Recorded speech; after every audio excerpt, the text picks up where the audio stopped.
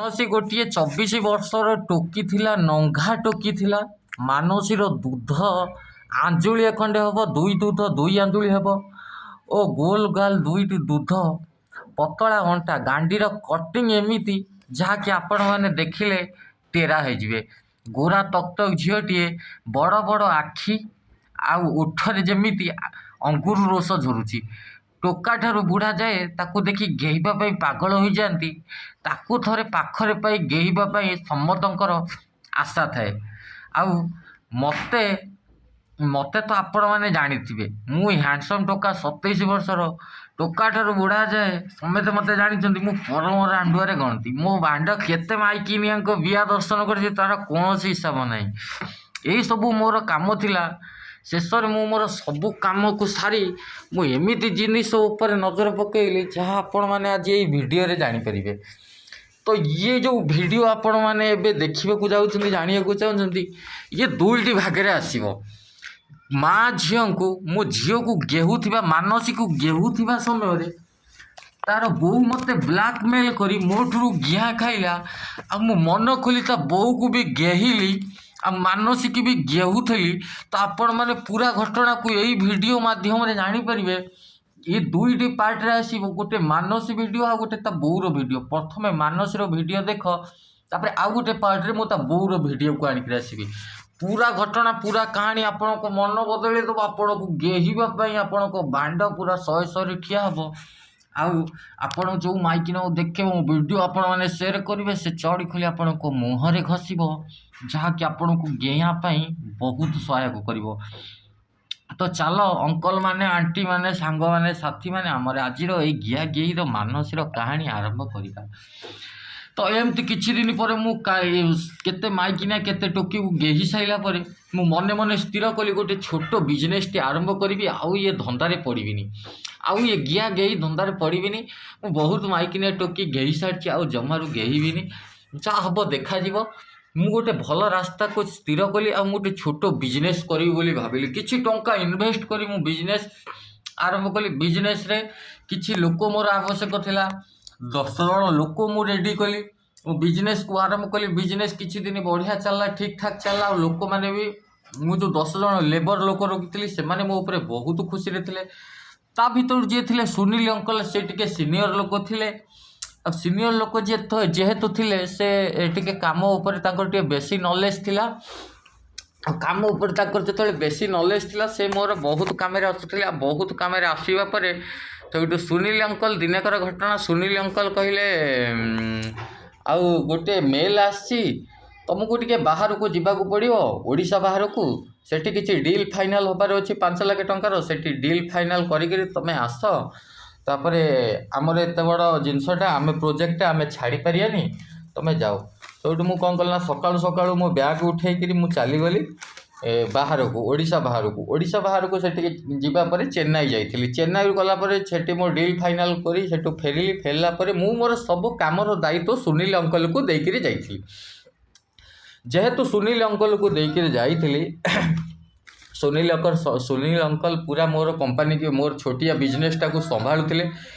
ସମ୍ଭାଳିଲା ପରେ ମୁଁ ସେଠୁ ଟ୍ରେନ୍ରେ ଯାଇଥିଲି। ଟ୍ରେନ୍ରେ ଆସିଲା ପରେ, ରିଟର୍ନ ଆସିଲା ପରେ, ଓଡ଼ିଶାରେ ସେତେବେଳକୁ ଥଣ୍ଡା ଟିକେ ଟିକେ ପଡ଼ୁଥାଏ, ଆଉ ଝିପ୍ ଝିପ୍ ଲଘୁଚାପ ବର୍ଷା ହେଉଥାଏ। ମୁଁ ପୁରା ଷ୍ଟେସନରେ ଓହ୍ଲେଇଲି, ରାତି 11ଟା ବାଜିଯାଇଥାଏ। ଓହ୍ଲେଇ ସାରିଲା ପରେ ରାମଚନ୍ଦ୍ରପୁର, ଗାଁର ନାମ ଥିଲା ରାମଚନ୍ଦ୍ରପୁର, ସେଠିକି ଆସିଲି। ଆସିଲା ପରେ ସୁନସାନ ରାତି। ସେଠୁ ମୋ ଘର ହେଉଛି 150 କିଲୋମିଟର। 150 କିଲୋମିଟର ଯିବା ମୋ ପାଖେ ସମ୍ଭବ ନଥିଲା। ସମ୍ଭବ ଯେହେତୁ ନଥିଲା, ତ ମୁଁ କ'ଣ କଲି ନା, ସୁନୀଲ ଅଙ୍କଲଙ୍କ ଘରେ ରହିଗଲି। ସେ ଗାଁରେ ହେଉଛି ସୁନୀଲ ଅଙ୍କଲଙ୍କ ଘର।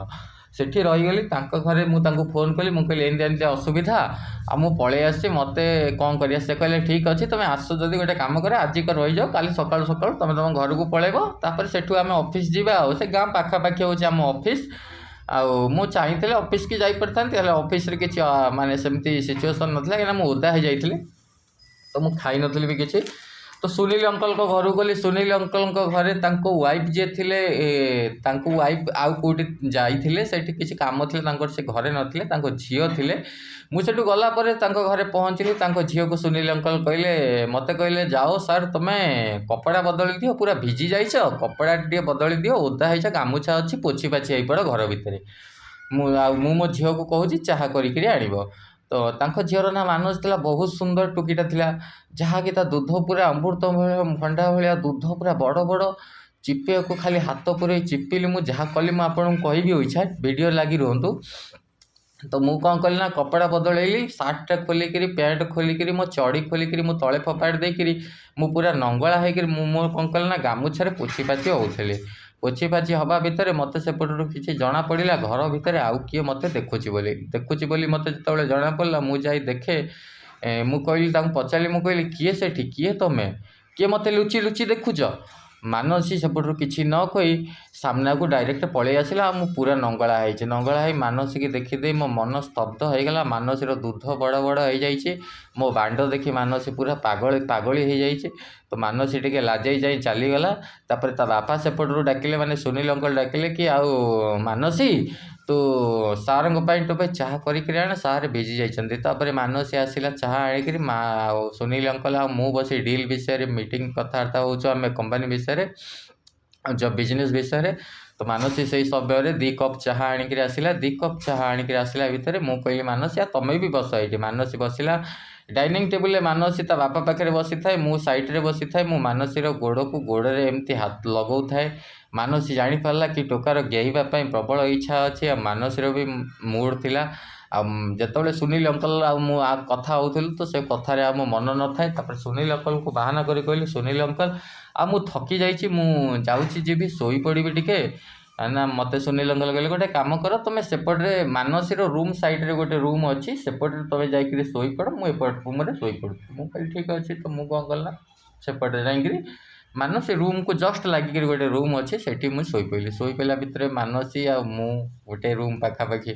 ତ ମୁଁ କ'ଣ କଲି ନା, ମାନସୀ ରୁମ୍ ଭିତରକୁ ପଶିଗଲି। ଯେତେବେଳେ ସମସ୍ତେ ଶୋଇ ସାଇଲେ, ଯେତେବେଳେ ସୁନୀଲ ଅଙ୍କଲ ଶୋଇ ସାଇଲେ, ଲାଇଟ୍ ବନ୍ଦ କରିଦେଲେ, ମାନସୀ ଘର ଭିତରେ ଶୋଇବାକୁ ଯାଉଛି। ମାନସୀକି ନିଦ କେଉଁଠୁ ହେବ, ମୁଁ ଭଲ ଭାବେ ଜାଣିସାରିଛି। ଯେହେତୁ ମାନସୀ ମୋ ଲମ୍ବା ବାଣ୍ଡ ଦେଖିଛି, ମାନସୀକି ନିଦ ହେବନି। ତ ମୁଁ କ'ଣ କଲି ନା, ମାନସୀ ପାଖକୁ ଗଲି। ମାନସୀ ପାଖକୁ ଯାଇ ମୁଁ ମୋ ବାଣ୍ଡକୁ ହଲେଇଲି। ମାନସୀ ପୁରା ଡରିଗଲା, କହିଲେ ତମେ ଯାଅ, ବାପା ଦେଖିଦେବେ, ଖରାପ ଭାବିବେ। ମୁଁ କ'ଣ କଲି, ମାନସୀକି କୁଣ୍ଢେଇ ପକେଇଲି। ପୁରା ଥଣ୍ଡା ହେଉଥାଏ, ମୋ ମନ ଆଉ ସମ୍ଭାଳି ହେଇପାରିଲାନି। ମୁଁ ମାନସୀକି କୁଣ୍ଢେଇ ପକେଇ ତା ଦୁଧ ଦୁଇଟାକୁ ଚାଟିବାକୁ ଲାଗିଲି। ମାନସୀ କହିଲା ଥାଉ କହୁଥାଏ, ହେଲେ ତଥାପି ମୁଁ ତା ଦୁଧ ଦୁଇଟାକୁ 2 ହାତରେ ଚିପି ତା ଭୁଣ୍ଡି ଦୁଇଟାକୁ ଦାନ୍ତରେ ଦଳିବାକୁ ଲାଗିଲି। ମାନସୀ ପୁରା ପାଗଳି ହେଇଗଲା। ଆଉ ତା ଦୁଧ ଦୁଇଟାକୁ ଆଣି ମୋ ମୁହଁରେ ଘଷି ମୋ ମୁଣ୍ଡ ପଟରୁ ମାଡ଼ିକିରି ତା ଦୁଧ ଦୁଇଟାକୁ ଚଟେଇବାକୁ ଲାଗିଲା। ତା ଦୁଧ ଦୁଇଟାକୁ ଚାଟି ସେଦିନ ପୁରା ଥକି ଯାଇଥାଏ। ରାତିରେ ମୁଁ କ'ଣ କଲି ନା, ମାନସୀକି ତା ବିଆକୁ ଚାଟିବାକୁ ଲାଗିଲି। ମାନସୀ ବିଆକୁ ଚାଟିବାକୁ ଲାଗିଲି। ଚାଟି ଥକିଗଲି। ମୁଁ ଗେଇବି ବୋଲି ଭାବୁଥିଲି। ମୁଁ କହିଲି ଆଉ 10 ମିନିଟ୍ ଯାଉ। ସେତେବେଳେ ପ୍ରାୟ ଅଧଘଣ୍ଟା ପରେ ମୁଁ ମାନସୀକି କୁଣ୍ଢେଇକିରି ଖଟ ଉପରେ ମନ ଭରି ଖାଲି ଗେହିନି, ସବୁ କିଛି କରିଛି, ଗେହିନି। ତାପରେ ମାନସୀକି ପାଖରେ ବସେଇ ପଚାରିଲି, ସବୁ କଥା କହିଲି। ମାନସୀ କହିଲା, ମୋ ପଢ଼ାପଢ଼ି ସରିଯାଇଛି, ଆମେ ଗରିବ ଘରର ଲୋକ, ଆମ ପାଖରେ କାମଧନ୍ଦା ନାହିଁ, ପଇସା କମ୍, ମୋ ବାପାଙ୍କ ସାଲେରୀ କମ୍। ମୁଁ କହିଲି, ଗୋଟେ କାମ କରିବି ମାନସୀ, ମୁଁ ତୋତେ ଆମ ଅଫିସରେ ଜବ୍ ଦେବି। ଆଉ ଆମର ବଡ଼ ଅଫିସ୍, ସେଠି ଆକାଉଣ୍ଟାଣ୍ଟର ଜବ୍ ଖାଲି ଅଛି, ସେଠି ମୁଁ ତୁମକୁ ଡାଟା ଏଣ୍ଟ୍ରିର ଜବ୍ ଦେବି। କିଛି କାମ ଆସୁଛି, ତୁମେ କରିଦେବ, ପଇସା ସାଲେରୀ ନେବ, ବାକି ଆମର ସମ୍ପର୍କ ଗୋଟେ ବନି ରହିବ ଆଉ। ତ ମାନସୀ ରାଜି ହେଇଗଲା। ଆଉ ମାନସୀ ଏମିତି ରାଜି ହେଇଗଲା, ମୁଁ କ'ଣ କଲି ନା, ମାନସୀର ଚଡ଼ି ଖୋଲିଲି। ମାନସୀର ଚଡ଼ି, ବିଆକୁ ତ ଚାଟୁଥିଲି, ଚଡ଼ି ଅଧା ଖୋଲିକିରି, ପୁରା ଚଡ଼ି ଖୋଲିକିରି ମାନସୀର ଗାଣ୍ଡିରେ ହାତ ମାରିଲି। ମାନସୀ ଗାଣ୍ଡି ପୁରା ନରମ ଗାଣ୍ଡିରେ ଆଙ୍ଗୁଠି ପୁରେଇ ମାନସୀ ବିଆରେ ମୋ ବାଣ୍ଡକୁ ପୁରେଇବାକୁ ଲାଗିଲି। ମାନସୀ ବିଆ ପୁରା ଟାଇଟ୍ ବିଆ, ଚିକଣ ବିଆ। ମାନସୀ ବିଆକୁ, ଟାଇଟ୍ ବିଆକୁ ଫାଡ଼ିକିରି ମାନସୀ ବିଆକୁ ମନ ଭରି ଗେହିଲି। ସେଦିନ ମୋ ବାଣ୍ଡ ପୁରା ଥଣ୍ଡା କରିବା ଯାକେ ଗେଇଲି। ମୋ ଦେହରୁ ଝାଳ ବାହାରିଗଲା, ପୁରା ଥଣ୍ଡା ଛାଡ଼ିଗଲା। ଆଉ ପୁରା ଭିଜି ଯାଇଥିଲି, ପୁରା ଝାଳ ବାହାରିଗଲା। ମାନସୀକୁ ଗେହି ରାତି ସାରା। ସେଇଠୁ 9ଟା ବାଜିଗଲା। ତାପରେ ତା ମାନସୀର ବାପା ସକାଳୁ ସୁନୀଲ ଅଙ୍କଲ କହିଲେ, ଆଉ ଡ୍ୟୁଟି ଯିବା ସର୍, ଚାଲ, ଲେଟ୍ ହେଇଗଲାଣି। ତାପରେ ମାନସୀ ରୁମ୍ରୁ ମୁଁ ଆସି ମୋ ରୁମ୍ରେ ଥିଲି। ତାପରେ ଛାଡ଼ିବାକୁ ଇଚ୍ଛା ହେଉନଥିଲା। ତାପରେ ସୁନୀଲ ଅଙ୍କଲ ଅଫିସରୁ ଗଲେ। ଅଫିସରୁ ଗଲା ପରେ ମୁଁ ତାଙ୍କୁ କହିଲି, ଆଉ ଗୋଟେ କାମ କର, ତୁମର ଅସୁବିଧା ହେଉଛି, ଗୋଟେ କାମ କର, ତୁମ ଝିଅର କିଛି ଅସୁବିଧା ଯାଇଛନ୍ତି, ତୁମେ ଆସିଛ, ଆମ ଝିଅକୁ ଏଠି ଜବ୍ରେ ଲଗେଇ ଦିଅ, ଡାଟା ଏଣ୍ଟ୍ରି ଜାଗା ଖାଲି ଅଛି, ପଇସା ନେବ, କାମ କରିବ, ଆଉ ମାନସୀକି ଲଗେଇ ଦିଅ। ଆଉ ସୁନୀଲ ଅଙ୍କଲ ଖୁସି ହେଇଗଲେ, କହିଲେ ଯାହା ହଉ। ତ ସୁନୀଲ ଅଙ୍କଲ ଖୁସି ହେଇସାରିଲା ପରେ ତା ବୋଉ ଏ କଥା ସବୁ ଜାଣିନଥିଲା। ମାନସୀର ବୋଉର କାହାଣୀ ମୁଁ ଆପଣଙ୍କୁ ଆଉ ଗୋଟେ ପାର୍ଟ 2ରେ କହିବି। ତ ମାନସୀ ମୋ ପାଇଁ ଖାଇବା ଆଣି ଆସେ। ମାନସୀକି ଦିନେ ମୁଁ ଅଫିସ୍ ରୁମ୍ରେ ଗେଉଥିଲି। ମାନସୀକି ଦିନେ ଅଫିସ୍ ରୁମ୍ରେ ଗେଉଥିବା ସମୟରେ ସେପଟରୁ ସୁନୀଲ ଅଙ୍କଲ୍ ଆସିଲେ।